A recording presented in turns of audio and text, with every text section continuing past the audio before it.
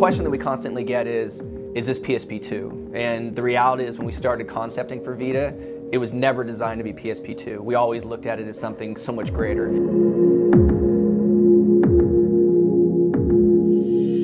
So early on, we were able to feel emotionally invested in this hardware.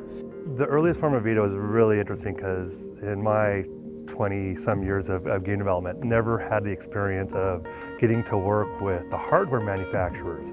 One of the great things that Shu Yoshida brings as president of Worldwide Studios is this relationship with SCEI. And so he has influenced them to include all of Worldwide Studios heavily in the early hardware development. And in my experience, and I've been here a long time, I haven't seen something like this, where everybody had a voice. You know, the engineers were asking for all sorts of input from the game developers on, you know, what about, you know, what kind of analog sticks, you know, should the button be concave or the stick, or, you know, convex. And that includes, you know, our internal studios, included third parties. Like, we brought in everybody. The further we got into production, I'm like, wow, this thing's a beast. When you can touch essentially a box and a pile of wires and tell those engineers what you think, it makes a huge difference as opposed to some guys handing you a machine when it's all done and saying, do your best. But we did look at a really broad range of things, and then when we looked at the final product, we wanted it to be something that was so markedly different than where mobile is, that we stopped talking about mobile and portable devices. We kind of leave that in the past. This is really kind of superseding the market in entertainment experiences.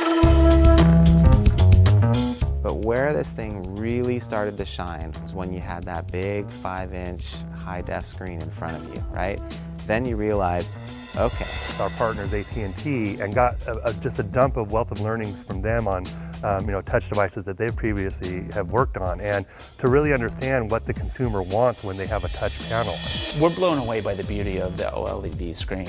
I mean, it's absolutely a gorgeous experience. And what it does is it's probably the closest to a PS3 visual experience that you're gonna ever be able to find on any handheld. First time we saw the screen, it was like, wow, it's so vibrant. Screen is just a gorgeous OLED screen, and it's just fun to look at anything on that screen. The size of the screen, it's really big enough to immerse you in the game, whereas you can't get that with, you know, a phone or something like that. So it really kind of is big enough to cross that boundary from I'm immersed in the game to I'm just, you know, tapping on something. Ergonomically, it's just more comfortable to hold something where you're not. It's nice to have something that's a little more substantial to hold on to. Your hands aren't compressed, you don't have cramps, it feels good. And the weight of it, it's not too heavy, it's not too light. So it just felt comfortable. No, we're really comfortable, and we really back going to the bigger screen, because when you look at the performance of Vita, you know, powerful CPU and in particular GPU, we can really push things, and to get the best out of it, you need a beautiful screen like that. No, so the developers are super excited about what they're seeing on screen. The simple little thrill of, hey, I gotta get this guy from point A to point B, and how do I do it?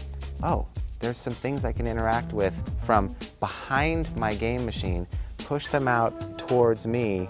The creation of all creation, being able to rise mountains with your fingertips.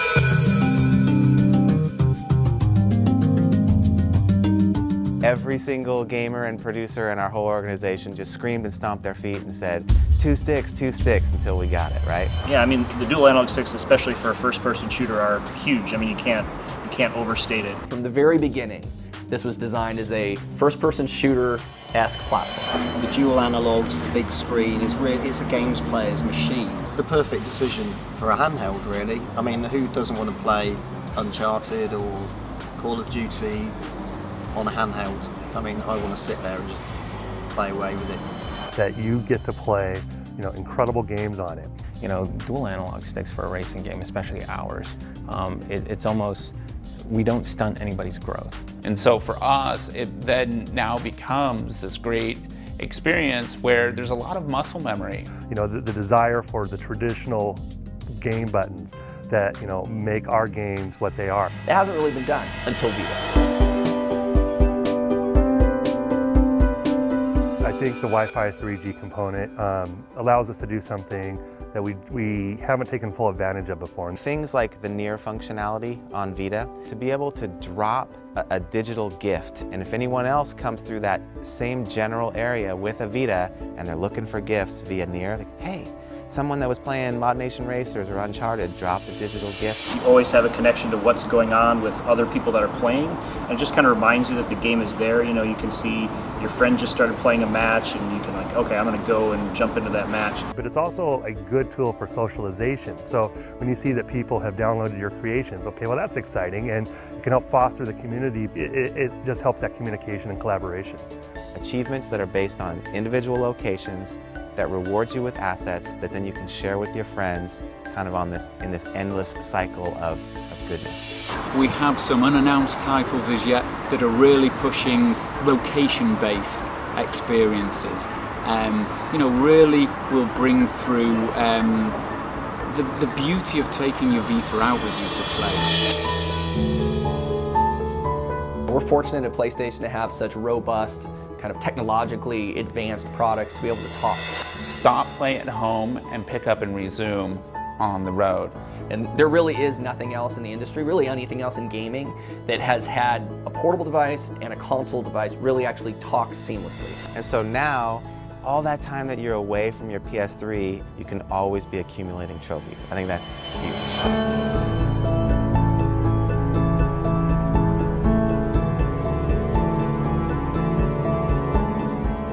Again, the thing is so packed with so many different features, there's almost nothing that didn't make it in. You know, really, it is kind of a do-everything device. It makes all the sense in the world, and it's all about the game.